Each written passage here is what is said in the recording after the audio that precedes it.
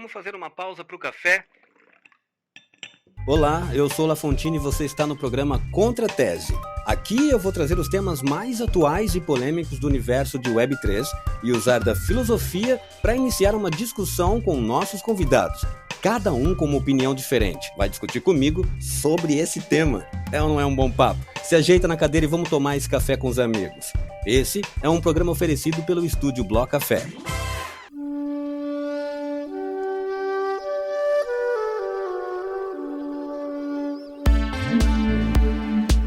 Vocês estão prontos para transformar suas finanças e fazer parte da revolução cripto? Conheçam a MetaPool, a DAO de staking multi-chain que vai te guiar rumo à liberdade financeira. Com a MetaPool, você pode fazer staking das suas criptomoedas como Near, Ethereum, Solana, Aurora e Ki, de forma totalmente permissionless. É isso mesmo. Basta fazer staking dos seus ativos digitais e começar a ganhar recompensas agora mesmo.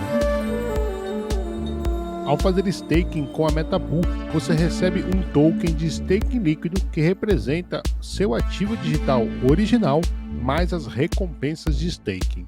Desta forma, você maximiza o potencial dos seus investimentos e pode usá-los em diversas aplicações DeFi. Mas não é só isso. Na MetaPool, nós apoiamos projetos inovadores que estão moldando o mundo do amanhã.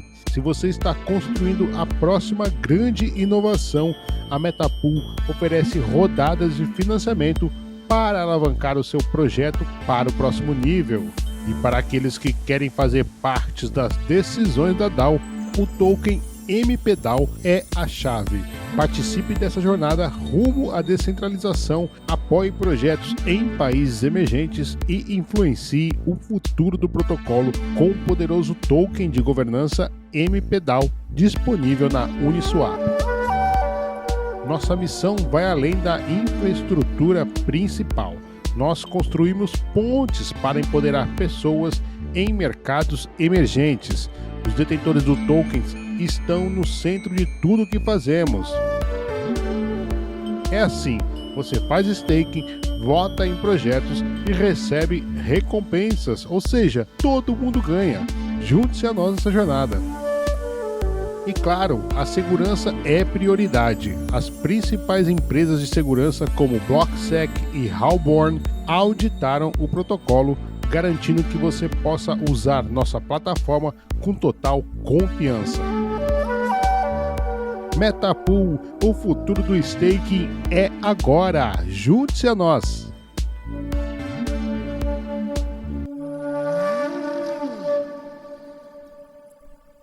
Olá, pensadores da Web3 e exploradores do futuro. Que tal uma pausa para o café? Sejam bem-vindos ao Contra Tese, o programa que mergulha no universo Web3 através da lente da filosofia, sociologia e tecnologia.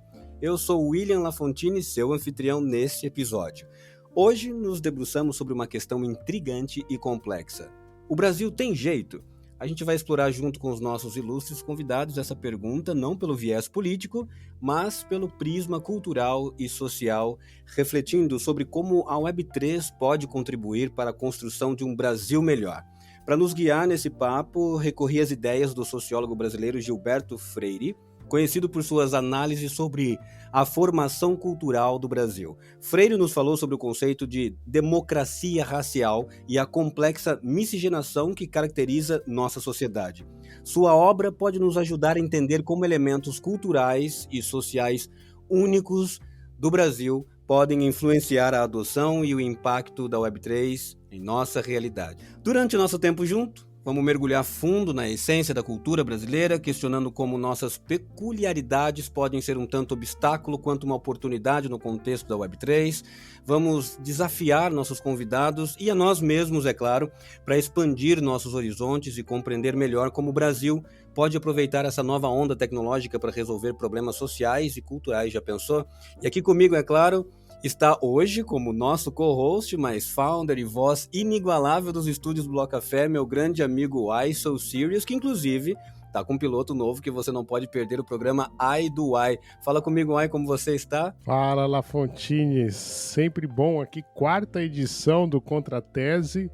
E um melhor que o outro, né? Impressionante como a gente vai galgando aí. Eu, dessa vez, Bruna Brambati e Razin, ambos já estiveram aqui no Bloco Café. Estou bem feliz com isso, que esse programa, esse formato, Lafontine, eu estou revisitando as pessoas que já passaram aqui pelo Bloco Café, essa Web3 que tem tanta gente. Então, tipo assim, eu não quero ser injusto em as pessoas voltarem pro Bloco Café e eu não ter entrevistado outras, porque é tanta gente boa que a gente tem para entrevistar nessa nossa missão de ser um repositório de construtores da Web3, né, que é o Bloco Café. Então, muito legal, tô bem ansioso aí. E com uma pergunta que, cara, qual é o brasileiro que já não fez essa pergunta hoje em dia, né? O Brasil tem jeito ou não? E claro, vamos trazer a Web3 para a gente ver se consegue ajudar nessa missão, que eu sou um pouco pessimista, né? Mas vamos ver aí. Muito obrigado aí pela participação de vocês, Bruna e Razin, e tô pronto aqui, Lafontine. Ótimo, Uai. Não, os dois são gigantes, né? Inclusive, para nós que estamos no estúdio aqui, estamos vendo os rostinhos deles, não é só uma mente brilhante, mas também são rostos bonitos, diga-se de passagem, né? Portanto, vamos nos preparar então para um episódio de pensamento crítico, discussão provocativa, insights reveladores, que cada pergunta lançada e cada resposta ponderada nos conduza mais perto da verdade. E você que está nos ouvindo, lembre-se, aqui terão duas opiniões, mas o importante é que todas as informações, as opiniões e conhecimento aqui ajude você a formatar e formar a sua opinião, que é o que de fato importa para nós. E agora, sem mais delongas, vamos adentrar juntos ao mundo desafiador dos Contratese. Estão preparados para questionar, refletir e desvendar os mistérios do Brasil e da Web3? Então, vamos começar. Comigo aqui, hoje no palco, está João Razin e Bruna Brambati. Os dois eu já admiro pelo Twitter. A Bruna eu tenho um apreço, um carinho grande, porque a gente já participou várias vezes junto. Inclusive o primeiro Space que eu falei fui convidado pela Bruna. É um prazer imenso hoje estar convidando para falar com ela. O mundo deu voltas, né? E nesse de mundo dá voltas, será que o Brasil tem jeito? Então, na ordem aqui de primeiras damas, depois os cavaleiros, Bruna e João, como vocês estão? Muito bem, Lafontine, e feliz de estar aqui de novo, ainda mais com o João do lado para ter esse papo. Legal. E aí, João? E aí, pessoal, tudo bem? Muito obrigado pelo convite, um prazer estar aqui com vocês. Já participei de um bate-papo com o AI, eu acho que o ano passado. Conheço a Bruna também, já trocamos ideia algumas vezes. Então, super animado aí para conversar sobre o tema. Legal. Eu já estou aqui, ó, com meus cafezinhos e fervendo as mentes, porque eu quero muito ouvir vocês dois, que vocês abrem a boca e jogam conhecimento sem dó nem piedade, e não falta, né? Então vamos começar pela primeira pergunta para vocês, que é o seguinte: o Brasil tem uma cultura rica e muito diversa, isso ninguém pode negar, mas também carrega desigualdades profundas. Já para a gente começar imaginando como que a Web3 pode se encaixar nesse contexto do Brasil, tem jeito? Eu vou lançar a seguinte pergunta para a gente esquentar a garganta. Como vocês acham que a Web3 pode ajudar a mitigar essas desigualdades culturais e sociais? E se pode? Eu vim com uma resposta em mente para a pergunta que vocês trouxeram para o tema de hoje, que é: eu não sei, mas eu prefiro me agarrar na ideia de que sim, e não desistir, né, dessa ideia. E ser, assim, talvez um pouco mais esperançosa, de que tem jeito e de que a Web3 pode ajudar, né? Eu acho que a Web3 ela pode ajudar quando ela vem com essa tecnologia que traz transparência. Isso é uma coisa muito forte, né, para a gente ter uma economia, ter um sistema que funciona de forma descentralizada, porque a centralização ela traz problemas que a gente vê numa economia tradicional, como o monopólio, por exemplo, né? E o acúmulo de capital que acaba trazendo desigualdades. Por outro lado, eu lembro de ter provocado o AI também com isso, que é que a gente vive nessa sociedade desigual, que no Brasil a gente tem uma porcentagem muito grande de pessoas que sequer têm acesso à internet, ao Wi-Fi, tem conectando no shopping, ou às vezes nem um celular que funciona dessa forma. Então o acesso ele ainda não, a Web3 não é acessível para grande parte da população brasileira. Uma por essa questão física de acesso e outra também porque a gente está falando de uma população que tem uma taxa de educação formal baixa, a gente está falando de dados complexos, de um assunto complexo, que requer educação financeira, que requer lidar com coisas complexas, e falta um pouco dessa preparação. Dito isso, eu ainda acho que esses mecanismos que a tecnologia da Web3 traz podem ser fontes para mudar de alguma forma essas relações e incluir mais as pessoas? Do meu ponto de vista, eu quero acreditar, assim como a Bruna, de que sim, tem jeito. Eu sou brasileiro, eu não moro no Brasil, mas eu sou brasileiro, minha família tá no Brasil, eu tenho amigos no Brasil. Isso nunca vai mudar. E eu acho que, de alguma maneira, sim, a utilização de blockchain, a disponibilidade para as pessoas de aplicações Web3 podem melhorar as coisas. Eu acho que isso por si só não vai resolver nada. Eu acho que blockchain e Web3 não vão resolver os problemas do Brasil. Eu acho que o problema é muito mais profundo do que isso. E eu diria para vocês que depois de um tempo morando fora do Brasil, tu consegue perceber o Brasil de uma maneira diferente que eu não conseguia perceber enquanto eu morava no Brasil. Então não é tão simples quanto parece. Eu acho que a gente vive problemas muito complexos, né? Desde a nossa concepção, assim, como nação e tudo mais. Mas eu acho que, por exemplo, quando eu penso em aplicações que tornam mais acessível o acesso a financeiras primitivas, eu acho isso muito bom. Resolve o problema? Não resolve o problema, né? Porque como que um país onde a educação financeira é praticamente inexistente, que diferença que vai fazer o cara conseguir acessar uma financeira primitiva, né? Que utiliza blockchain lá, ou seja, o cara consegue pegar um empréstimo sem precisar pedir autorização para ninguém, o cara consegue fazer um swap de um ativo pelo outro sem precisar pedir autorização para ninguém. São muitos benefícios dessas ferramentas, mas quando tu não tens educação financeira na base, de que adianta? Com relação, por exemplo, à informação, né? A gente vem de anos atrás, onde toda a informação que nos era entregue era proveniente dos grandes meios de comunicação, televisão, jornal, rádio, tudo isso. E com o advento da internet, a gente passa a ter a informação um pouco mais capilarizada, com essas redes sociais da Web3, essas ferramentas que permitem que as pessoas criem com mais liberdade, talvez ferramentas onde a intervenção ela é menor, eventualmente. Isso pode fazer com que a informação seja mais democratizada, né? Com que a gente consiga ter acesso a diferentes opiniões a respeito de um mesmo tema e não o que acontece nas redes sociais, que acabam te colocando em bolhas para tu só ler, para tu só acessar aquilo que tu quer ouvir, né? Porque é aquilo que vai te manter mais tempo ali dentro e os caras monetizam, né? O tempo que tu fica ali dentro. Então, sim, eu vejo na utilização dessas aplicações que utilizam blockchain como infraestrutura uma maneira de melhorar as coisas. Agora, essas ferramentas, a utilização de blockchain por si só, não resolve problemas tão complexos de tantas nações como o Brasil, né? Não é que o Brasil é problemático e o resto é perfeito, né? Não é assim. Eu vivo aqui na Espanha há 2 anos e meio, já consigo entender muitos problemas que existem por aqui também, mas é muito claro também para mim o tamanho dos problemas, a diferença dos tamanhos dos problemas daqui para o Brasil, por exemplo. Eu acho que o Brasil tem grandes desafios pela frente e a blockchain por si só não vai resolver esses problemas. A gente precisa resolver a raiz do problema e aí, sem dúvida nenhuma, todas essas aplicações que podem ser desenvolvidas a partir de blockchain podem ter um impacto muito positivo na vida das pessoas. Nós já começamos quentíssimo, hein? Vocês já trouxeram à tona aqui que a gente vai ter que mergulhar mais profundamente, porque o Web3 não vai ser o Messias que vai resolver o problema de uma nação, né? Então vamos tentar trazer um ponto mais microscópico sobre o nosso problema como viventes do Brasil. A Web3, vamos pensar se a Web3 seria capaz de, pelo menos, promover uma acessibilidade, diminuir as diferenças e tudo mais, como proposta, pelo menos filosófica, né, da Web3, quando ela surge, ela tem toda uma proposta filosófica, bem olhando nessa direção. O problema é que se nós olharmos principalmente para um Crypto Twitter da perspectiva do Brasil, o Crypto Twitter se forma numa bolha de mercado. E o sistema de mercado influencia as diferenças propositalmente em nome da concorrência. Nesse sentido, vocês acham que a Web3 ela mais prejudica o brasileiro porque o baixo letramento de pode ser o espaço que eu tenho para fazer sucesso, ou seja, né, o baixo letramento digital de um grande número de pessoas me torna 500 passos à frente desse indivíduo.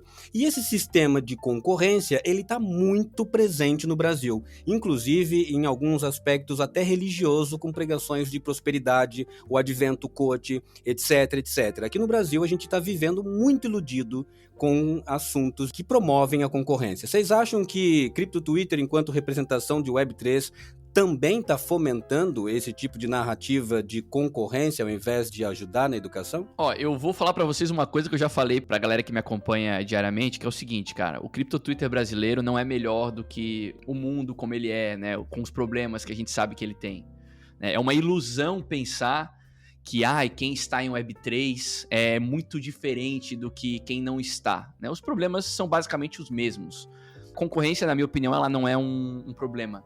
A concorrência é parte do mercado, é parte da maneira como as coisas funcionam. Na minha opinião, a concorrência é a melhor maneira de tu deixar os incentivos bem equilibrados. Eu não acho concorrência um problema. Agora, vou voltar para a mesma pauta da pergunta anterior. Qual que é o problema de verdade? O problema é a raiz do problema, que é a falta de educação, que é a falta de educação de qualidade de base, né, que faz com que tu tenhas um público muito pequeno de formadores de opinião e um público muito grande de consumidores de opinião. E muitas dessas pessoas, por não terem capacidade de fazer uma análise crítica mínima, elas acabam tomando como verdade o que meia dúzia de pessoas reverberam nas redes sociais. Eu estava falando sobre isso esses dias. Qual que é o conceito de analfabeto funcional, né? É aquele cara que escuta um negócio e ele simplesmente repete aquilo, sem o mínimo cuidado de fazer uma análise crítica a respeito daquele tema, né? E ele simplesmente passa aquilo para frente. Eu acho que o problema do Twitter, o problema das redes sociais, não está na maneira como as pessoas tratam umas às outras nas redes sociais, porque é assim que elas se tratam na vida real, mas o fato de que muita gente está ali em busca de resolver a vida no próximo mês, né? A vida financeira no próximo mês, buscando aquela dica para encontrar um ativo que vai fazer 100 vezes na próxima semana, e o cara quer resolver o problema da vida dele num curtíssimo espaço de tempo, né? O cara tá ali em busca de um sonho. Enquanto, na verdade, se ele simplesmente replicar o que um terceiro está fazendo, ele está justamente indo contra os valores dessa ideia de blockchain, né, de eliminação de intermediário, e o cara está delegando a responsabilidade do futuro da vida dele para um terceiro, que ele julga ter mais conhecimento dele a respeito de um determinado tema, né? As pessoas confundem muito criadores de conteúdo, porque se a gente está falando de rede social, a gente tem as pessoas que influenciam e as pessoas que são influenciadas, né? Isso é muito forte. E assim como na televisão, há um tempo atrás, a gente via alguém na televisão e a gente tratava um artista de televisão como se fosse um super-homem, uma super-mulher, uma pessoa diferente daqueles que estão assistindo a televisão, nas redes sociais é a mesma coisa, cara. Quando tu vê alguém que tem algum tipo de audiência, que tem algum tipo de relevância, o cara fala A ou B, muita gente simplesmente aceita aquilo como uma verdade absoluta, sem a mínima capacidade de fazer análise crítica de se o que aquela pessoa fala faz sentido ou não. E mais uma vez, qual que é o problema disso? O problema tá na base, tá na educação básica, né? Por exemplo, nos Estados Unidos, né, é muito forte a cultura do debate, né? As pessoas aprendem a utilizar palavras, por exemplo, para retrucar um argumento. Existe técnica, por exemplo, quando tu fala em debate, né, em tu aprender a debater. A cultura do debate nos Estados Unidos ela é muito forte. No Brasil, o pessoal nem sabe o que é isso. O pessoal nem sabe o que é isso. Ou seja, não existe esse cuidado desde cedo em construir cidadãos com capacidade de fazer análise crítica. E esse é o problema das redes sociais. A maior parte das pessoas simplesmente aceitam o que leem na televisão, que escutam no rádio, que veem na internet e simplesmente replicam aquilo sem fazer uma análise crítica do que estão consumindo. E aí, tudo que a gente vê no Crypto Twitter do Brasil é consequência disso. Eu concordo em várias partes com o que o João falou. Eu acho que tem essa questão, sim, da gente ter uma população que se deixa guiar cegamente por influenciadores hoje. A gente tem muita gente agindo de má fé ocupando esse lugar, né? Falando como mulher, a gente vê isso acontecendo de uma forma ainda mais gritante, né? O chá que seca a barriga, a gominha que cresce o cabelo, e a gente sabe que não faz nada, não tem comprovação científica nenhuma, e as pessoas estão ficando milionárias com isso. E quando a gente vê isso na Web3, eu tenho uma visão um pouco diferente daí do João. Eu acho que a competição, ela naturalizou hoje na nossa sociedade, né? Ela não é intrínseca do ser humano, eu acredito, mas ela está naturalizada hoje na forma que a gente se relaciona, na forma que a nossa economia funciona, né? Totalmente na base da competição, porque se eu ganho, se eu estou lucrando, tem alguém que está perdendo, necessariamente, né? Faz parte disso. Mas eu acho que a gente vê também uma coisa muito importante na Web3, que talvez me chama mais atenção do que até o aspecto monetário da coisa ou da tecnologia, que é a questão da comunidade. Eu acho que todos os projetos, eles falam disso, assim, e eles colocam muito foco nisso.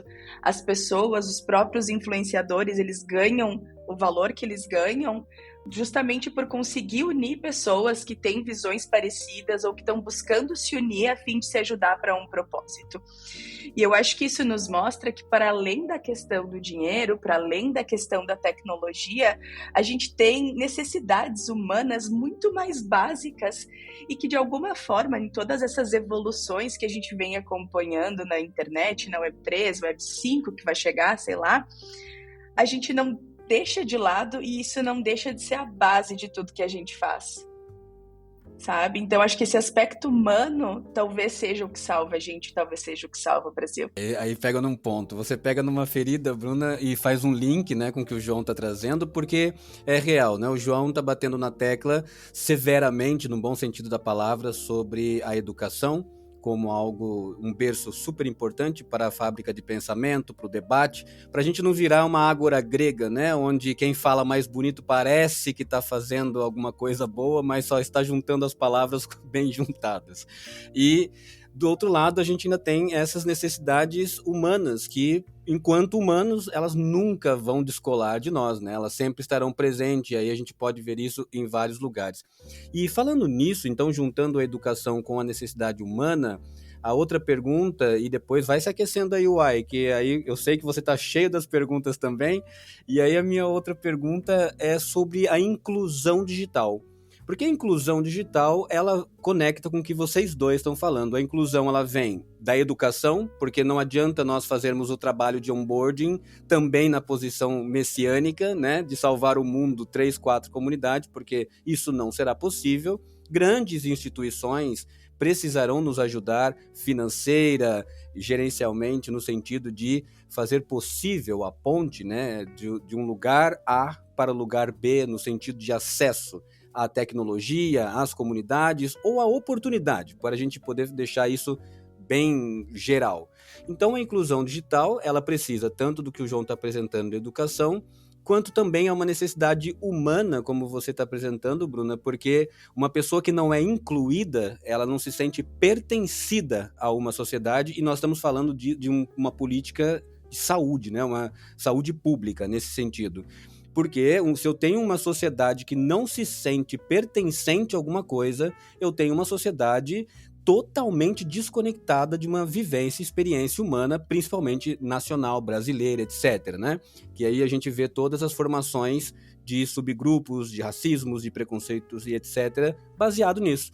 Então, a inclusão digital é um desafio significativo em nosso país, a gente não tem dúvidas, principalmente com o que vocês já reforçaram. Portanto, minha pergunta é: quais estratégias vocês acreditam que a gente pode adotar para garantir que, por exemplo, a Web3, para a gente focar nela, seja acessível para os brasileiros, independente de sua condição socioeconômica? Ou seja, o que vocês acham que dá para fazer com o Brasil de hoje? Não o Brasil que a gente vai projetar imaginadamente, mas o que temos, com o que a gente tem agora. Claro que existem milhares de realidades espalhadas ao redor do mundo, né? Mas eu acho que o problema da inclusão digital não é o maior problema. Eu estava pensando enquanto estava perguntando, o caso de El Salvador, né? A história que eu ouvi, eu não estava lá, então quando a gente escuta a gente tem que sempre tomar muito cuidado, né? Mas a história que eu ouvi por lá, de lá, na verdade, é de que o Bitcoin começou a ser utilizado lá, especialmente na praia de El Zonte, em El Salvador, porque a população por lá não tinha acesso ao sistema financeiro do país. Não porque ela não tinha acesso ao digital. As pessoas tinham um celular na mão, mas elas não tinham acesso a contas bancárias. Tanto é que os depoimentos que eu li a respeito desse assunto davam conta de que as pessoas utilizavam o Bitcoin por lá como dinheiro. Como dinheiro mesmo. Elas não estavam preocupadas se o Bitcoin ia valer 10, 20, 30 mil dólares no médio e longo prazo. As pessoas usavam o Bitcoin para o motivo pelo qual ele foi criado, que é para ser um dinheiro eletrônico ponto a ponto, sem nenhum tipo de intermediário no meio do caminho. Então, vejam que, se isso for verdade, né, deixando muito claro, se isso for verdade, então não tinha um problema de inclusão digital. As pessoas tinham celular, mas não tinham acesso ao sistema financeiro do país. Quando eu penso em Brasil, eu vivi no Brasil até 2 anos e meio atrás, né? Eu não acredito que o Brasil tenha mudado muito de 2 anos e meio para cá. Eu vi todo mundo com o celular na mão, assim. Claro, devem existir regiões do Brasil onde as pessoas não têm acesso ao digital, mas a maior parte das pessoas que eu vi, assim, mesmo pessoas em situação financeira menos privilegiada, elas tinham acesso ao digital. Elas tinham um celular, elas tinham, eventualmente, um computador. O problema dessas pessoas ainda era a falta de acesso e educação financeira. Então, na minha opinião, e de novo, né, claro que existem milhares de cenários no mundo, devem ter aqueles lugares em que, em que as pessoas não têm nem o que comer, quanto mais celular. Eu não tô aqui tentando dizer que todo mundo tem acesso ao celular, eu sei que não, mas eu acho que boa parte desses locais, pelo menos, o principal problema é a falta de educação financeira. Então, eu acho que isso é mais importante do que a inclusão digital, sacou? A inclusão econômica, a inclusão financeira, explicar para as pessoas que a moeda fiduciária nada mais é do que um produto, é infinitamente menos custoso e mais importante do que, por exemplo, discutir o que pode ser feito para incluir as pessoas digitalmente, sacou? As pessoas ainda acham, a maior parte das pessoas ainda acham que a moeda de papel, que o dinheiro fiduciário, ele tem valor. Aquilo não tem valor nenhum. Nenhum, absolutamente nenhum. É só um instrumento para eu que crio galinha e a Bruna cria, sei lá, gado, pra gente não precisar trocar um boi inteiro por 50 mil ovos, sacou? É pra isso. É só um instrumento, mas as pessoas atribuem valor à moeda fiduciária. A maioria das pessoas acreditam ainda que o cara tem lá o dinheiro no banco. Ele tem lá um valor absoluto, tá? Esquece a moeda. O cara tem lá 10 mil moedas, ok? E ele deixa lá na poupança dele, daqui a um ano ele tem 10.500 moedas. A maioria das pessoas acham que no final desse período elas ganharam dinheiro, elas não perderam dinheiro, elas não levam em consideração a depreciação da moeda fiduciária, o que causa a inflação, que o poder de consumo das pessoas está sendo corroído. Eu acho isso muito mais latente, muito mais importante, por exemplo, do que pensar em incluir as pessoas digitalmente. Para mim, pelo menos no meio onde eu circulo, mais uma vez, a inclusão digital ela tá aí. Agora, a educação financeira, ela é simplesmente inexistente. Eu tô falando isso aqui pra vocês que estão aqui comigo, pra galera que tá nos ouvindo, que são interessados nesse tema, não tem nenhuma novidade aqui. Zero novidade. Mas se eu sair pra falar isso com a minha mãe, ela já não entende. Ela já não entende.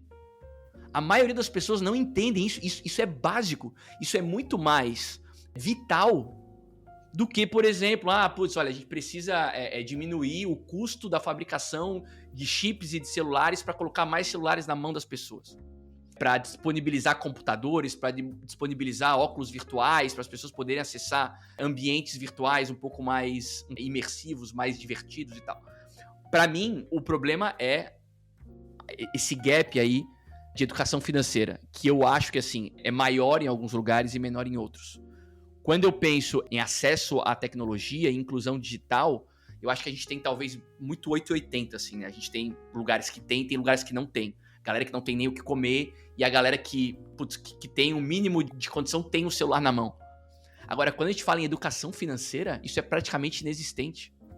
A gente não pode se enganar, achar que isso é normal, que falar sobre isso não é nenhuma novidade, porque a gente tá aqui na nossa bolha, que é uma bolha bem pequenininha. A maioria das pessoas não tem a mínima ideia de como as coisas funcionam, não sabe, né, que tu precisa talvez, olha, eu preciso, sei lá, eu tenho o meu negócio aqui, eu preciso cortar todos os custos que eu puder, né, que não for prejudicar o andar do negócio, eu preciso, por exemplo, economizar mais do que eu gasto, eu preciso talvez durante alguns anos não gastar tudo que eu ganho para eu poder fazer investimento, para eu poder investir na minha educação. As pessoas não sabem disso, cara. Então, mais uma vez, eu volto para a questão da educação, sacou? Para mim, isso é muito mais latente, assim, é muito mais urgente do que o digital. Eu penso o seguinte, eu acredito que o João ele tá certo do que ele falou, mas eu discordo que isso seja o que tá mais latente. Por quê? Eu acho que quando a gente tá falando, por exemplo, em educação financeira, e aí me vem uma frase que se não me engano, eu não me lembro o nome do ator, só dele como músico, Childish Gambino, quando ele faz o Atlanta, a série, e que ele tem uma fala que me toca muito, que ele faz, eu não tenho tempo para investir, eu não tenho como, eu tô preocupada em comer hoje, não daqui 5 dias, né? E quando a gente fala de realidade brasileira, eu acho que a gente, às vezes, e falo da minha bolha também, eu acho que essa fala é perfeita, João, que a gente tá sempre em uma bolha. Às vezes mais privilegiada financeiramente, às vezes mais privilegiada por questão de conhecimento, às vezes menos, mas é impossível alguma pessoa que está viva não fazer parte de alguma bolha. E eu tive algumas experiências, né? Eu vim da área de educação. Eu tive algumas experiências de sair um pouco da minha bolha e ir para esses lugares assim mais afastados, nos quais eu lidava com pessoas que tinham tanto a questão de ter o celular na mão e não fazer nenhum uso que fosse trazer algum mérito financeiro ou algum estudo, usava apenas de forma recreativa, muito simplória, e tanto pessoas como também não iam ter. Também já tive o problema de ter em escola particular aluno trazendo $200 com 5 anos de idade para a escola e ter que chamar os pais. Então, bolhas muito, muito diversificadas, assim. E o que me parece que é mais latente nessa população é a educação emocional. Se a gente pensa em trader, é uma questão que eu tenho um em casa. É uma coisa que a gente discute o tempo todo. Como o emocional afeta para além de todo o conhecimento que ele tem. E imagino que vocês, eu também, eu faço ali meus scalpings, mas o dedo treme para apertar o buy ou sell. Então, a questão emocional, eu acho que ela é muito mais de base e falta daí, eu acho que falta nem só para o Brasil, sabe? Eu acho que é para uma geração, para um século de pessoas que não têm educação emocional. E quando a gente vai falar de acessibilidade numa questão tecnológica, aí eu acho que é uma questão de olhar da bolha mesmo, porque se eu estou falando com uma pessoa que ela tem um celular e ela não pensa, por exemplo, eu tenho um Telegram, baixei aqui porque eu ouvi falar e eu poderia estar ali investindo num bot, num hamster combat, só tap to earn, só clicar e fazer alguma coisa com esse dinheiro. Só que a gente está esquecendo às vezes de olhar da onde essa pessoa veio, onde essa pessoa vive, qual é a perspectiva de vida que essa pessoa tem. Ano passado eu li um livro de um médico estadunidense e ele falava de como ele foi fazer uma pesquisa em clínicas em bairros de vulnerabilidade social por todos os Estados Unidos, porque ele queria trazer uma relação de como a vulnerabilidade social estava afetando fisicamente o desenvolver de crianças nessas comunidades. E o caso que mais me chocou foi que ele achou um menino que ele tinha nanismo e ele não tinha traço biológico genético nenhum de nanismo. Mas aí, ao perceber e ao estudar a família dele, se percebeu que o lugar que ele ocupava dentro do núcleo familiar que ele fazia parte era extremamente pequeno. E foi se percebendo que ele internalizou isso de tal forma que o corpo dele deixou de se desenvolver e ele tinha a altura de uma pessoa com nanismo, mesmo não tendo nanismo, geneticamente, biologicamente. Então, a gente está falando de pessoas que estão em vulnerabilidade social, a gente está falando de pessoas que a oportunidade, às vezes, dela, e aqui eu não defendo, não é questão de dizer que é certo ou errado, é questão mais de fato. Por exemplo, uma pessoa que vai assaltar alguém, ela não está pensando que isso vai gerar daqui 10 anos. Ela não está pensando na dor que ela vai causar na outra pessoa. Ela não está pensando na batalha que a pessoa teve para comprar aquele celular ou aquela coisa. Ela está pensando numa recompensa rápida. E quando a gente está falando em recompensa rápida, eu acho que a gente volta lá para a primeira pergunta, né, na qual a gente fala de uma competição, de que alguém tem que ganhar para outro perder, e de que a gente tem um sistema econômico que incentiva esse tipo de pensamento. Então eu diria que antes da gente pensar em inclusão, antes não, talvez junto com uma inclusão tecnológica, a gente tem que pensar em talvez formar, e aí é a parte que eu mais concordo com o João, que o ponto é na educação, informar cidadãos que são mais completos, que conseguem ser felizes, que conseguem ter uma vida digna para além de uma conquista financeira por si só, para aí então a gente ter uma educação financeira, porque se essa pessoa não vai ser feliz fazendo mais dinheiro, se essa pessoa vai usar isso para um mal, eu acho que essa educação também não vai acabar valendo, sabe? Os problemas, eles são milhares, né? Quando eu penso em tudo isso que a gente discutiu, sem dúvida nenhuma, o ser humano ter equilíbrio emocional para poder... Se ele tem equilíbrio emocional, ele vai conseguir, por exemplo, receber uma informação com mais tranquilidade, vai conseguir absorver de uma outra maneira, sem dúvida nenhuma. Então, concordo com isso, mas eu acho que boa parte colaboraria bastante para a mudança da realidade do país, as pessoas terem educação financeira, para tratarem o dinheiro e para conquistarem isso de maneira responsável, de maneira idônea, buscarem uma solução, tentarem buscar uma solução para sair da condição, às vezes precária, que ocupam, que eu sei que não deve ser fácil, de sair de algumas situações, muitas vezes, bastante precárias, de famílias completamente desestruturadas, mas eu acho que é um excelente caminho, assim, para a pessoa poder mudar a sua realidade, né? Ou seja, se ela consegue entender como as coisas funcionam no mundo, porque eu acho o seguinte, Bruna, qualquer coisa diferente de, olha, bicho, o mundo tá aí e a gente tem que trabalhar, tem que gerar valor para fazer dinheiro, para poder comer, para poder se educar, para poder educar os filhos. Qualquer coisa muito diferente disso, por mais que a gente enxergue algumas maneiras de tentar talvez fazer algum tipo de compensação por conta de tudo que a pessoa passou, por conta de fatores históricos muitas vezes, o mundo ele é assim, tá ligado? A pessoa vai ter que trabalhar, vai ter que tentar gerar valor pra alguém, pra gerar dinheiro, pra usar esse dinheiro pra comer, pra usar esse dinheiro pra morar, pra usar esse dinheiro pra investir na própria educação, na educação dos filhos, pra poder mudar de realidade. Então eu concordo contigo que a questão emocional ela é muito importante, mas na minha opinião ela é importante para que a pessoa possa receber essa educação financeira e outros tipos de educação, sem dúvida nenhuma, não é só a financeira, mas como a gente está falando aqui de Web3, esse é o assunto que a gente vai tratar principalmente aqui para poder mudar a sua própria realidade, entendeu? Não sei, é como eu vejo o mundo, eu sei que a minha realidade, né, a vida que eu tive até aqui não é a vida que todo mundo teve, eu sei que é distinta de muitas pessoas e é complicado, né, de opinar sobre o que é possível e o que não é possível, sobre o teu ponto de vista, né? Mas é assim que eu enxergo, assim, eu acho que a educação é a solução a respeito de tudo, né? É a educação que pode mudar a vida das pessoas, efetivamente, que potencializa, na pior das hipóteses, as pessoas mudarem de vida. E parte importante dessa educação é a educação a respeito do dinheiro, a educação financeira. E uma vez que as pessoas entendem a educação financeira, o que o dinheiro é de verdade, o que a moeda fiduciária é de verdade, aí as pessoas veem valor no que está sendo construído aqui em blockchain, que é o tema, no final das contas, que a gente trata todos os dias. Eu concordo, esse é o tema, mas é que eu não sei, às vezes eu meio que me coloco numa posição de advogado diabo, assim, sabe? Só pra ver pegar fogo, talvez. Mas é muito da minha natureza. Isso me faz lembrar isso que tu fala. Um livro que eu tava lendo, acho que foi no mês passado, que é sobre economia feminista.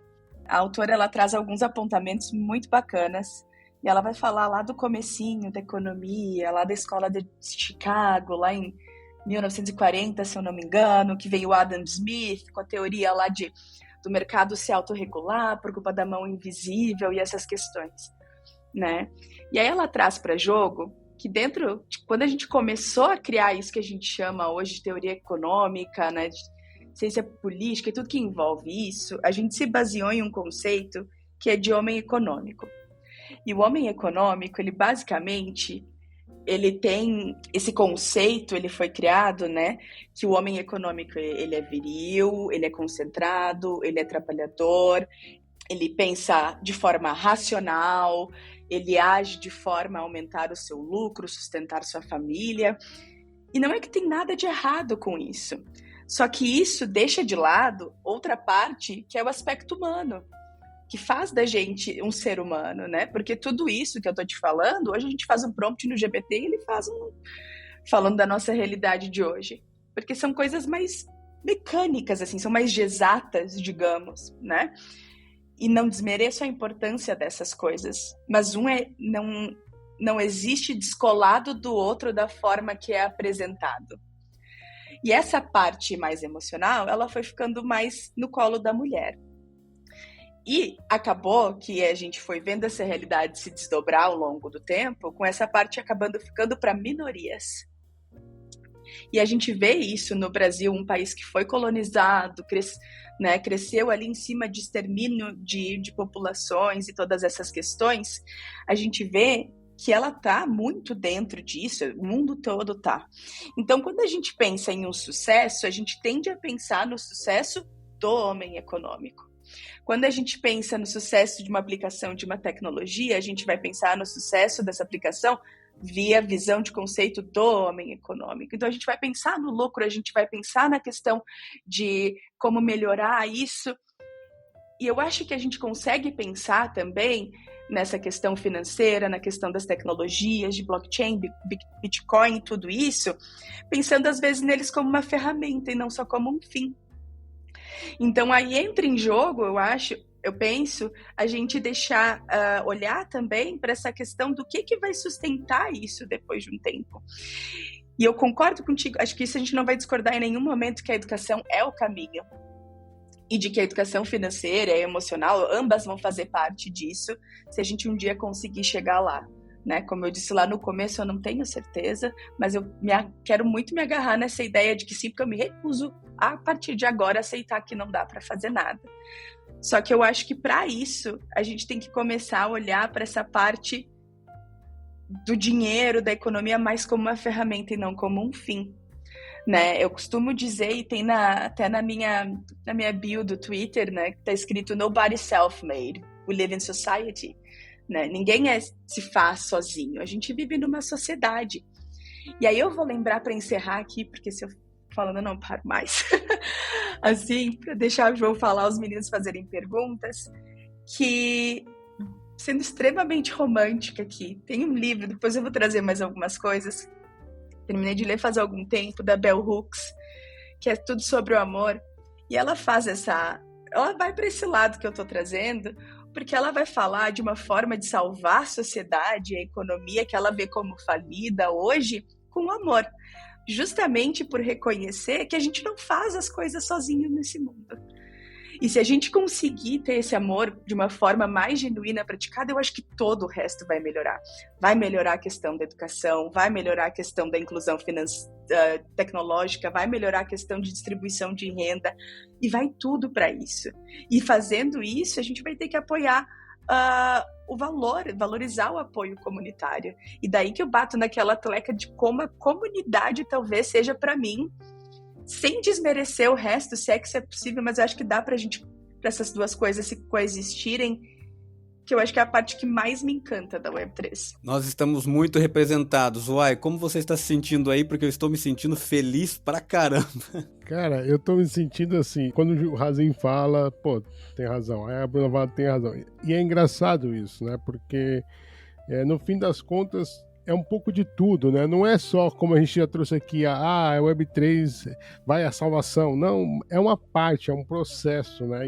E eu concordo, e acho que isso daí todos nós concordamos, é na educação, né? Eu lembrei agora, recentemente, um episódio de Bruno Muniz, lá do Banco Inter, e ele fala, em dado momento, que é tabu a gente falar de dinheiro no Brasil. Bem, aí vem essa fala do Razin, da questão da educação financeira.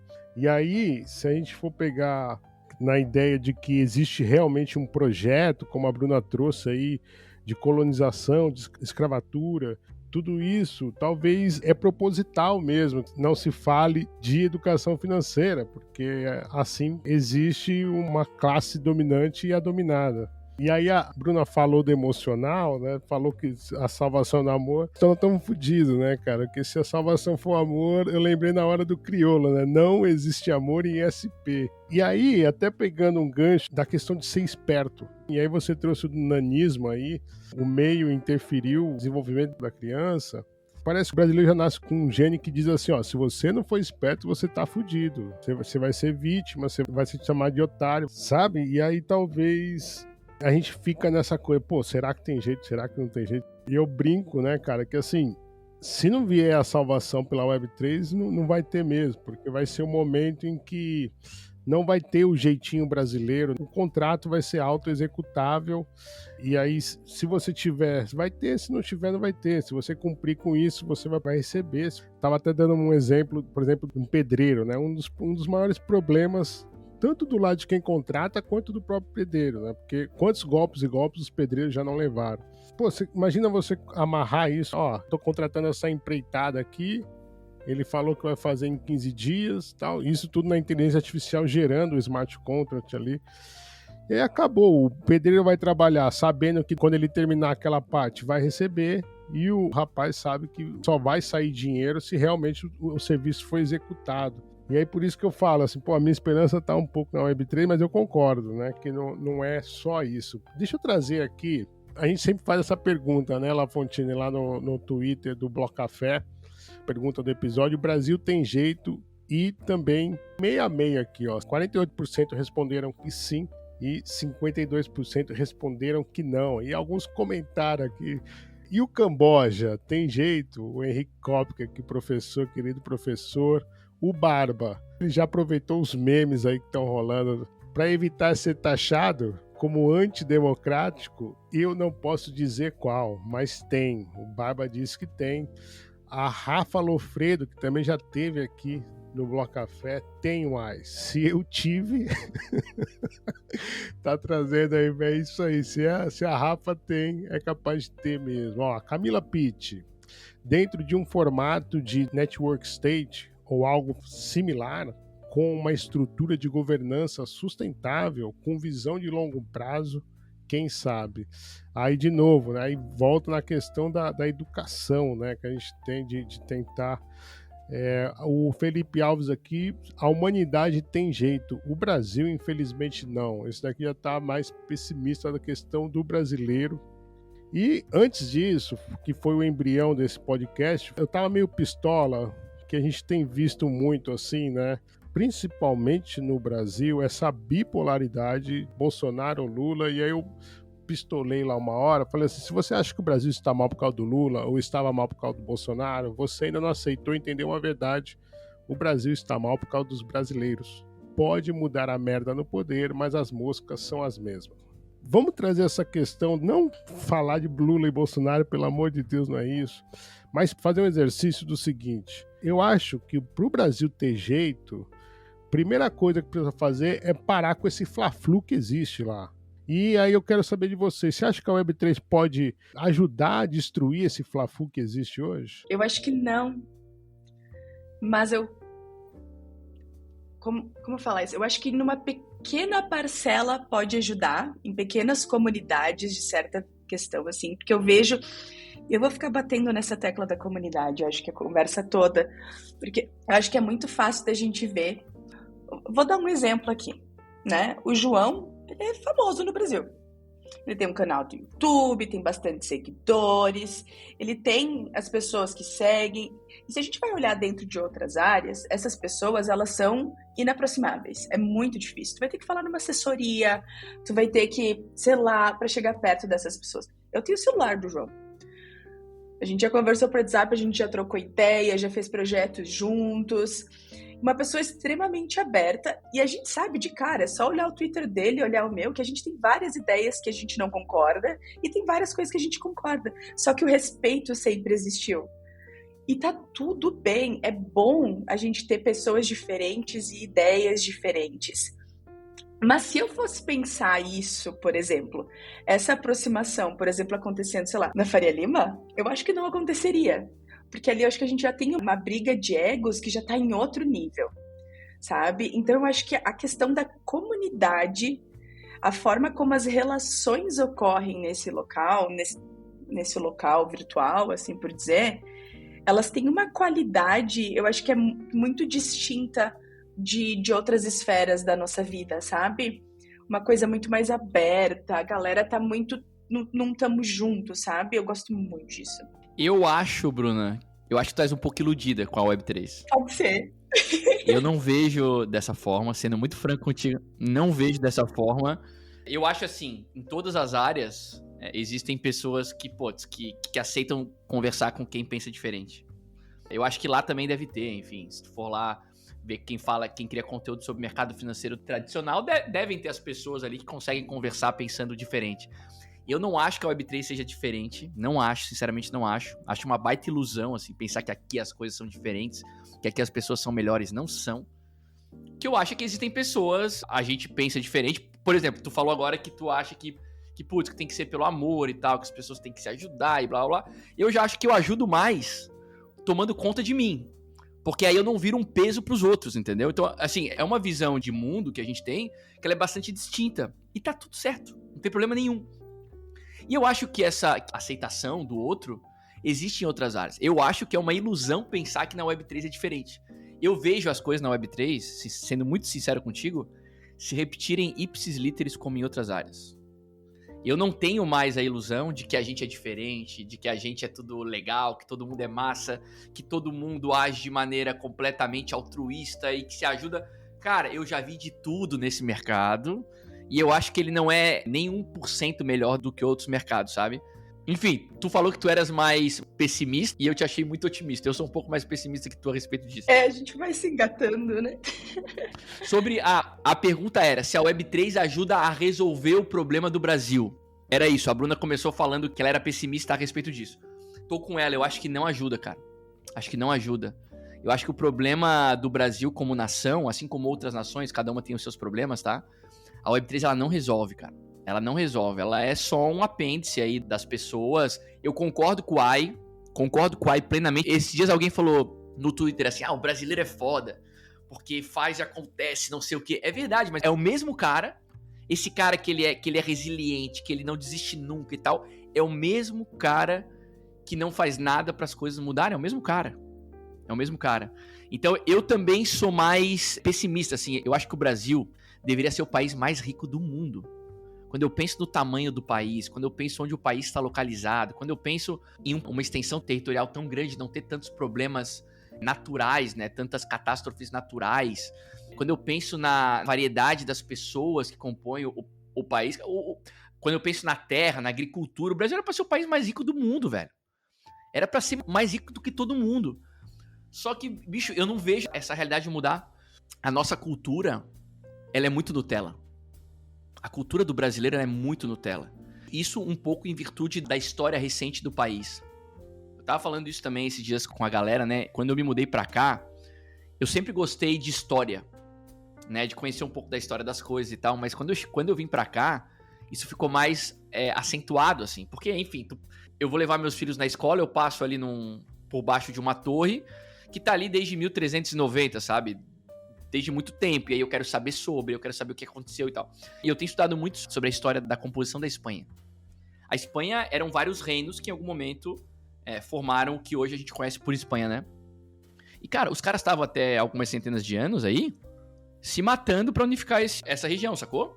Conterrâneos matando conterrâneos, assim, os caras estavam com espada e escudo na mão se matando. O Brasil não sabe o que é isso. Por exemplo, por que aqui a galera é muito assim, direta ao ponto? Cara, esses dias eu tava aqui tomando um café, e aí tinha um cara sentado, tinha um cara com um filho pequeno, o cara tava de costas pra rua, o filho tava em cima da ciclovia, a 2 passos de ir pra rua, um casal mais velho chegou e falou, escuta, quem que é o pai dessa criança aqui? Aí o cara falou, sou eu. Tu tem que virar pro teu filho, tu tem que tomar cuidado, porque se ele der 2 passos pra cá, ele é atropelado. No Brasil, aqui... em briga de marido e mulher, não se mete a colher, a gente não se mete aqui, todo mundo fica todo cheio de papas na língua. Aqui não tem essa, velho. Aqui não tem essa. Tu vê programa de televisão aqui, os caras discutindo de política, a mesma polarização que tem no Brasil, tem aqui. O pau quebra e não alivia, tá? Tem lá programa de bancada, mas o sangue nas veias dos caras, ele é visível, assim. O pau quebra, não tem toda essa polidez que tem no Brasil, quando o BO, ele tá acabando com o país, sacou? Então, existe uma questão cultural, que é em virtude da nossa história recente, que é muito diferente daqui, cara. Então eu tenho dificuldade de ver as coisas mudando no Brasil. Porque a galera deixa assim. Agora, por exemplo, eu não quero falar de política, tá bom? Mas o que eu escutei falar recentemente é que houve lá uma manifestação e teve gente que foi presa. Porra, peraí. A gente escuta, por exemplo, de um cara que falava o que queria e o que não queria, e aí a gente pode discutir se o cara pode falar o que ele pensa ou se ele não pode. E o cara teve que sair do Brasil, o cara não consegue mais trabalhar, o cara cria conteúdo na internet. Vocês sabem de quem eu tô falando. Tem umas coisas no Brasil que eu vejo acontecer que pra mim é o começo do fim, cara. É o começo do fim. Me preocupa, entendeu? Como brasileiro, me preocupa. Eu não acho que a Web3 vai resolver isso. Não tem a mínima chance de resolver isso. Eu acho que os problemas do Brasil, eles são muito mais viscerais, assim, e a gente não tem essa ânsia de ir pra cima e peitar. Que aqui, por exemplo, a gente vê acontecer. Aqui eu vejo acontecer. O cara peita e vai pra cima e fala mesmo que tem que falar, doa em quem doer. No Brasil não pode falar, porque foi grosseiro, porque não foi... Cara, então assim, essa cultura do dar uma volta enorme pra tu falar efetivamente o que tu quer falar, de tu não poder falar eventualmente o que tu quer falar, é o que me preocupa, assim. É o motivo pelo qual eu não vejo as coisas mudando. Porque não existe discussão de verdade, não existe discussão aberta de verdade.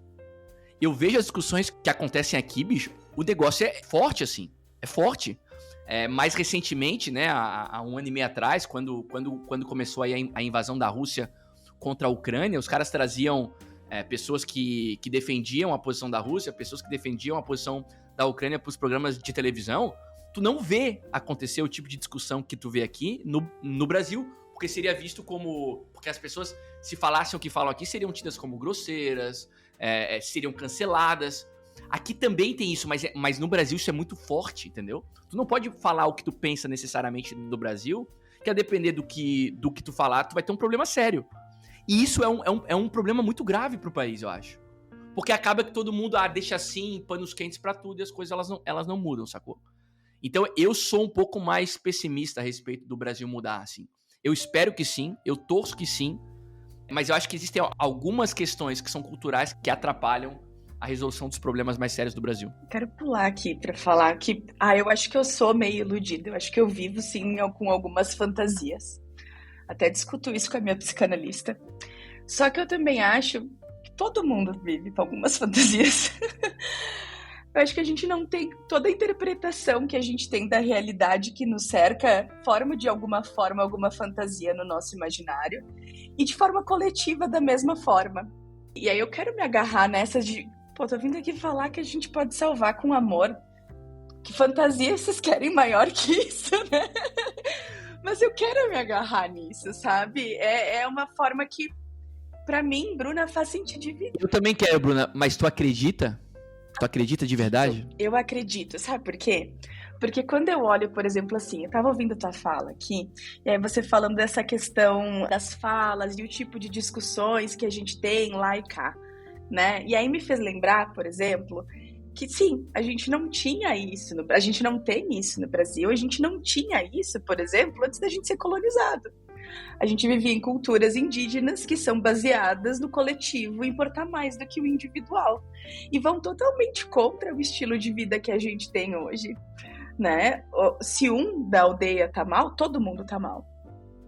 Então essa coisa da competição, seja ela no mercado tradicional, seja ela para disputar um javali que estão caçando na selva, seja ela por culpa de um trade que eu tô fazendo e eu sei que alguém tá perdendo porque eu tô ganhando. E aí eu vou me fazer repetitiva, peço até desculpas para quem tá ouvindo se eu ficar repetitiva demais falando dessa importância que eu vejo na comunidade.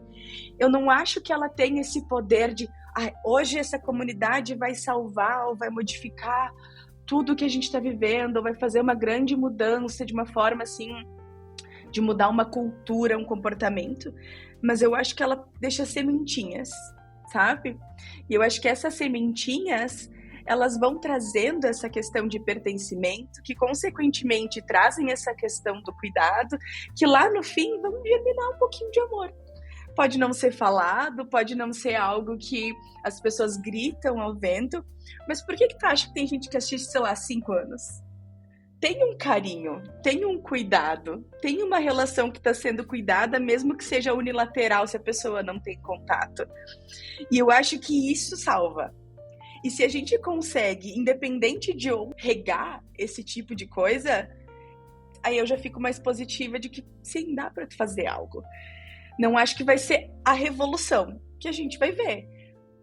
Mas eu acho que são pequenas revoluções. Eu tô encantadíssimo, porque o Razin, conversando, inclusive João, falando com você diretamente, conversando contigo, te olhando, eu acho que eu entendo o que a Bruna fala sobre esse amor, ela toda poeta, porque eu tô apaixonado por vocês dois, cara. Tô derretido aqui, nunca vi como pode ter tanto volume de conhecimento e tanto cuidado em se adaptar à linguagem do outro como vocês estão fazendo. Então, desde já, parabéns por esse cuidado e essa educação gigante que vocês tiveram um com o outro. Numa última pergunta, o João falou uma coisa muito interessante que eu linkei, inclusive, com a fala da Bruna, que foi a respeito do jeito do brasileiro, né? O brasileiro, ele tem um negócio de resiliência, de que ele vai sabe? Não desiste nunca e talvez ele não desiste até dos seus próprios males, né? Às vezes acaba se apegando essa questão de nunca desistir das coisas, acaba às vezes não desistindo da coisa errada, que aí deveria ser uma pessoa que poderia pegar toda essa energia para aplicar numa revolução, para tentar mudar o seu cenário. Mas uma coisa que o mundo inteiro conhece do brasileiro é a criatividade, né? Que brasileiro é criativo, talvez pela necessidade, talvez pelo gene, a gente não sabe ainda qual é a fonte da criatividade do brasileiro. Eu, particularmente, acho sempre que é a necessidade, né? Porque quando uma televisão não funciona, 2 tapas pro SBT, em cima é a Globo, e assim a gente vai vivendo. Quem viveu essa época sabe. Mas a criatividade é o que nos faz ser conhecidos no mundo, como um povo não só muito feliz, mas um povo extremamente inteligente na hora de imaginar, de inovar. E a criatividade e inovação, então, são marcas registradas do brasileiro, embora normalmente as marcas que se apelam marqueteiramente aí para ser conhecida globalmente sejam internacionais, mas sempre tem um brasileiro metido ali naquela marca, sempre tem uma criatividade abrasileirada. E nesse sentido, então, como última pergunta, pensando então na diversidade cultural, vocês acham que a Web3 ou esse cenário que a gente está indo, né? Só porque a gente pegou a fatia de Web3 porque é a nossa narrativa cotidiana, ela pode apoiar artistas, criadores brasileiros, ou seja, o que for que está ligado com a criatividade e inovação a partir de comunidades, os protocolos, os projetos, eles podem ser fomentadores dessa criatividade, dessa inovação brasileira, uma vez que, pelo visto, nossa política não é? O que vocês acham? Eu acredito piamente que sim, porque eu acho que nós 4 somos exemplos disso de alguma forma, né? O João mora fora, o Ai mora fora, a Lafontine mora aqui no Brasil também, mas trabalha já com Web3. Eu já faz 5 anos, acho que só trabalho com projetos de fora do Brasil. E eu posso dizer assim com todas as letras que trabalhar na Web3 me trouxe uma condição de vida melhor e mudou a minha vida. E a gente vê um histórico, né, de cérebros, né, saindo do país e buscando melhores oportunidades, né? O que é uma pena para o país, né, porque ele perde de ter pessoas fazendo coisas aqui, gente trazendo dinheiro para cá e tudo isso. Mas eu acho que a Web3 ela faz isso, ela tem esse aspecto democrático, né?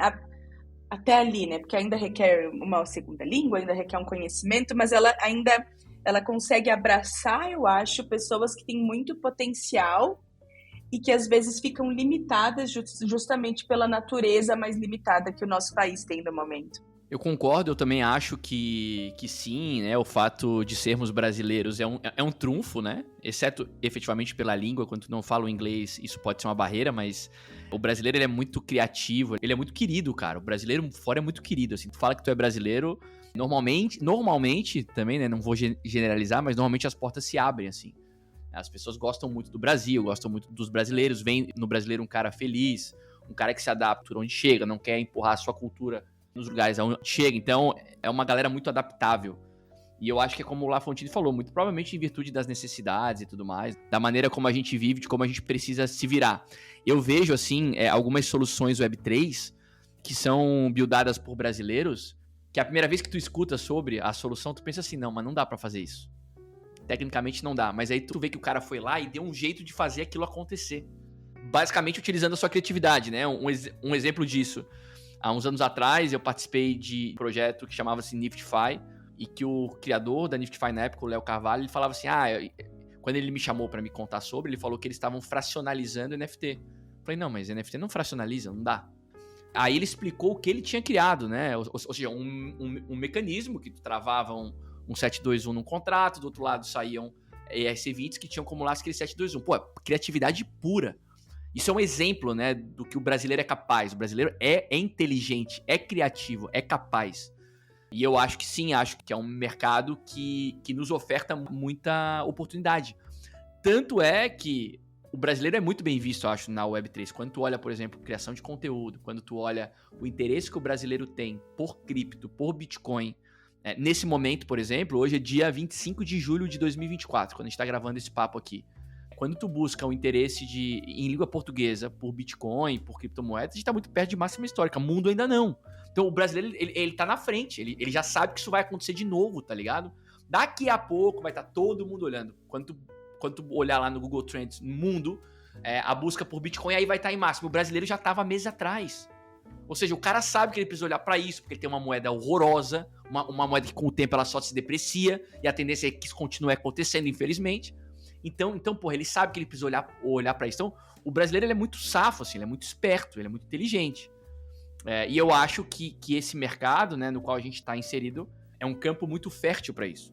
Claro que também existe a picaretagem, também existe a sacanagem, também existe, assim como o cara pode usar isso pro bem, o cara pode usar pro mal, então também tem muito picareta. Mas eu acho que, olhando aqui o copo meio cheio, pro mercado brasileiro, pros profissionais brasileiros, é um terreno muito fértil e a gente tem que aproveitar da melhor maneira possível. Isso que o Razin falou aí foi muito real, aconteceu essa semana. A gente tá com um problema lá A gente tá fazendo uma campanha e aí a plataforma lá não tinha como você submeter o link para provar que você fez lá um artigo, enfim. Você criou conteúdo para falar sobre a rede, né? O que eu fiz? Não tem como mandar um link, mas tem como mandar a foto. Então manda um print aí do que você postou isso daí no seu blog. E a galera falou, nossa, uai, como é que você resolveu isso? Falei, screenshot. Oh, really? A nice idea. Sabe? Tipo assim, né? Tipo, é isso, a gente acaba se virando porque a gente precisa fazer as gambiarras, né, cara? A gente nasce nessa necessidade das coisas, né? Enfim, muito legal. Olha, gente, papo já é um papo que, né, a gente coloca aqui a nossa paixão de ser brasileiro, nosso orgulho de ser brasileiro, porque a gente quer ver o bem do país, então é um papo que a gente gosta de falar. Somos criadores de conteúdo, a Bruna lá no Biencrypto, o Razin e o Lafonte. Então, esse podcast poderia durar 2 horas, mas infelizmente não. A gente tem as nossas agendas. Aí eu queria pedir para o Razin, para a Bruna, para encerrarem aí com as considerações finais. Contem pra gente aí, atualize dos projetos de vocês e também como que te encontram na internet. Cara, muito obrigado pelo convite, foi muito bacana bater papo com vocês. Eu tô todos os dias no YouTube, né? Todos os dias é mentira, de segunda a sexta, às 7 da manhã, horário de Brasília, trazendo aí as primeiras notícias do dia pra galera que acompanha o mercado em língua portuguesa. Como eu tô 5 horas na frente do Brasil, eu consigo me atualizar e quando a galera tá acordando no Brasil, eu já consigo estar com as coisas mais ou menos prontas, então a receptividade que eu tenho tido a respeito desse tipo de trabalho tem sido muito positiva, então assim eu tô fazendo. Claro que não é só para brasileiro, né? Tem muito brasileiro que mora fora do Brasil, tem muito português que me acompanha também. Então, para quem quiser chegar e me acompanhar, é só buscar por @joãoazin nas redes sociais. Tô sempre compartilhando aí as minhas opiniões no Twitter, pessoais, de coisas da vida e também do mercado cripto. O Instagram também, um pouco dos dois. E no YouTube, trazendo as principais informações que eu julgo mais importantes.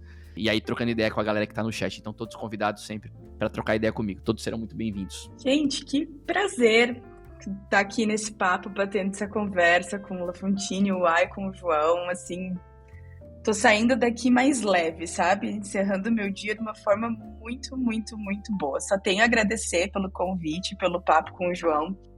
Pra me achar, gente, meu nome tá em todas as redes como Bruna Brambati, ou Brambati Bruna, ao contrário, às vezes tá tomado já.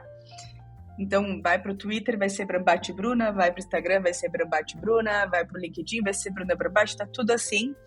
E para falar de coisas que estão vindo aí, eu tô trabalhando na campanha de 6 anos do Biencrypto nesse momento. Em setembro, o Biencrypto tá fazendo 6 anos, eu tô lá já há quase 2. E vai vir umas coisas bem legais aí, não posso contar, mas posso dizer já que tá vindo, finalzinho de agosto a gente lança e eu acho que tá bem bacana. Eu queria estar de fora para poder participar. Gente, muito obrigado também, João, Bruna Brambati, foi um prazer imenso, sem demagogia, conversar com vocês. Eu gostei muito, foi bem leve. Bruna já sabe que eu sou fã, ela tem meu coração. E agora, João, você ganhou meu cérebro. Então, entre emoções e razão aqui, eu sou de vocês. Muito obrigado pela oportunidade dessa conversa maravilhosa. Uai, muito obrigado por sua companhia também. Meu grande amigo e voz no Estúdio Bloco Café. Quem nunca ouviu falar GM sem pensar no Uai, é porque não está navegando direitinho na Web3 brasileira. Muito obrigado por isso. E eu agradeço a você também que está nos ouvindo. Agradeço profundamente por você ter ficado conosco aqui. Já deixa seu comentário na plataforma que você estiver ouvindo. Não esqueça também de comentar lá no post quando é anunciado esse episódio no Twitter do Bloco Café, @blocafé, facinho de você encontrar, para você também deixar a opinião que nós queríamos que você formasse. Porque apesar dos desafios significativos que nós enfrentamos, como a desigualdade social, a falta de oportunidades, acredito firmemente que a resiliência e inventividade do povo brasileiro nos permitirão superar esses obstáculos, mas se nós dermos ouvido a grandes dos conhecimentos que esses dois gigantes, João e Bruna, nos trouxeram para abrir mente e coração, né? Hoje foi aqui um papo de razão e emoção muito legal. A Web3 oferece uma plataforma poderosa, um ambiente poderoso para democratizar o acesso à educação, cultura, mercados globais. Olha o João com esse trabalho incrível fazendo essa postura de nosso correspondente internacional do mercado cripto brasileiro. A Bruna com o jornal Bean Cripto também sempre nos trazendo e mantendo por perto. Então, pessoas a fim de te ajudar existem inúmeras. Não fique focando só nas numerosas pessoas que estão a fim de te atrapalhar. Porque no final, bons amigos brasileiros, o que nós aprendemos hoje, para encerrar, é que a união entre educação emocional e educação financeira pode nos oferecer uma compreensão profundíssima e equilibrada da vida. A educação emocional nos ensina a reconhecer e gerenciar nossos sentimentos, a aprender a se posicionar, dizer sim, dizer não, qual é o seu lugar de mundo, enquanto a educação financeira nos guia na navegação de complexidades econômicas e ajusta o seu lugar, e como diria João Razin, olha, eu não dando trabalho para os outros, já estou ajudando e amando bastante. Então, olha, é uma oportunidade sempre de equilibrar a emoção e o financeiro como nós aprendemos hoje. Juntos, essas formas de aprendizado nos capacitam a tomar decisões financeiras conscientes, alinhadas com nossos valores e emoções. Eu espero que você tenha gostado do café de hoje. Por mim, aqui do Estúdio Bloco Café, um grande beijo do Magro. Tchau!